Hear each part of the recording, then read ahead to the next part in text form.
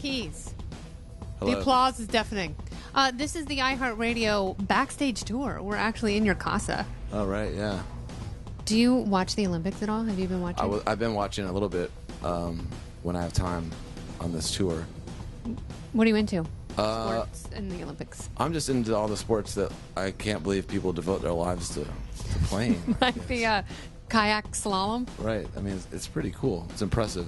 People get that good at something that like no one cares about. It seriously is impressive. I guess it's like the equivalent nowadays of playing jazz or something. I think jazz is slightly less impressive than kayaking slalom. Let's be honest. Who has the more random sports, Summer Olympics or winter?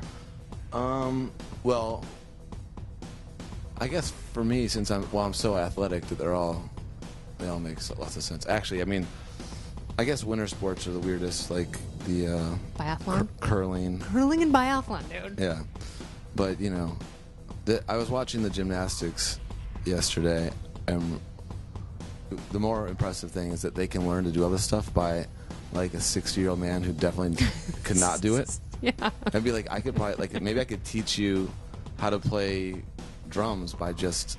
Well, I guess I could play the drums. So wait, drums. maybe I could teach you to play sitar by just telling you how to do it. Do you play it? Nope. You know what Dan told me, which I thought was really sweet? What? That you're best friends. Yeah.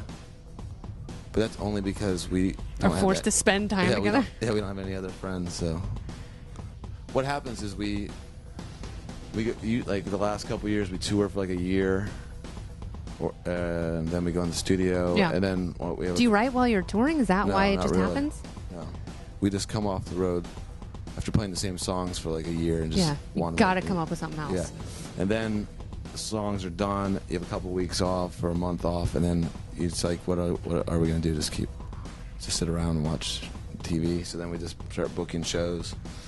But you know, we're at the point of this tour where we're like more than halfway done, but we still have like 5 or 6 months left. Yeah, that's a long time. I woke up today and like the only thing I thought of that I wanted to do was like go on a walk in my neighborhood. You know, I get homesick and things always this time on tour. Yeah. You know, because we have a month left of this run where we go to Europe right after this weekend for a month. Have you ever played with Passion Pit? No. Michael Angelakos, who's the lead singer. Oh, right. Yeah, he's canceled all the shows. Yeah. I mean, they're playing now again, which is great. Right. But, you know, he's bipolar, and he's been very honest about his mental health, which, you know, I commend him for, because that's tough to talk about. But do you see how a life on the road can do that to someone? Oh, I mean, it's the most unhealthy career choice, you know. And, yeah, I mean, I think, you know, the bottom line is nowadays you have to tour a lot in order to, like, get people to even hear your music and to make a living. So, you know, you spend all this time making an album, and, you know, once you get it done, then it's at that point you realize, oh, spending this month in the studio has just created a year's worth of work for me, which is awesome to have the work. Yeah. Because a lot of people don't have work. But then you realize... But you have to remind yourself of that, don't you? Yeah. But that work also just means it's like, you know, 12 months of sleeping in hotel rooms, you know, which it's fun for a while. What happens when you get burned out? You start losing your... You know, get moody, you know. I mean, what can you do about it, though? You know, I mean, I think the only thing that you can really do about it is just think positively and just be grateful. Just be grateful for, like, the position that you're in. Like, even if it's you're sleeping in a van and playing to 20 people. Yeah. I mean, in high school, I dreamed of doing that. Yeah. And then when you get there, and it's like, you know, the grass is always greener. So I think, you know, you just got to kind of, you know, whatever, grit your teeth and get through it, and hopefully it pays off. But some people aren't cut out for it, you know. No, I know, and it's heartbreaking because fans, you know, you want to connect with your favorite band. You want to go see your favorite band. You want to be a part of that live experience. A lot of my favorite bands never toured that much. Like who? I mean, Belle and Sebastian would be one when I was in high school. I saw them once in like the 6 years I was into that band. like really into that band. They came close by once. I had to drive 5 hours to see them. Yeah. I feel like that was kind of the case with a lot of bands. And living in Cleveland or Akron, no one came through, really. So you get to see, like, Pavement once every 2-3 years. So as a teenager, like, being obsessed with music and wanting to be in a band, you'd be like, oh, that's the perfect job. You have to go play Cleveland, like, once every 3 years. You don't...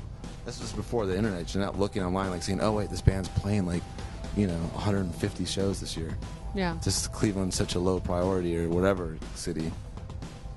Yeah, you find all that stuff out. Like, I mean, when our second album came out, we did a 3-week tour in a car, and we came back. The last show of the tour was in L.A., and our record just came out. We came back. We had no tours booked, and we called our booking agent and said, "Cool, we're done touring. It was awesome. Oh, maybe we should think about playing shows in the fall." And he was like, "You guys are crazy. You have to go on tour all summer now." It's like, just wait. I'm about to send you all these dates. And we got into this big fight about it, but we just didn't realize that you literally had to go out. So we went back out and wrote for the rest of the year, starting 2 or 3 weeks later. People are so excited to see your music. I mean, obviously you're doing something right. You sold out to the Staples Center, which is massive, in 2 dates, and then you add a third. And well, that's only because we build it as Who's the Boss Live. So Alyssa Milano, though, on harpsichord. That would be cool. An active genius. Right. Tony Danza as our tour manager, as the boss. Hey, come on, guys. All right, Pat Black Keys, thank you. Thank you.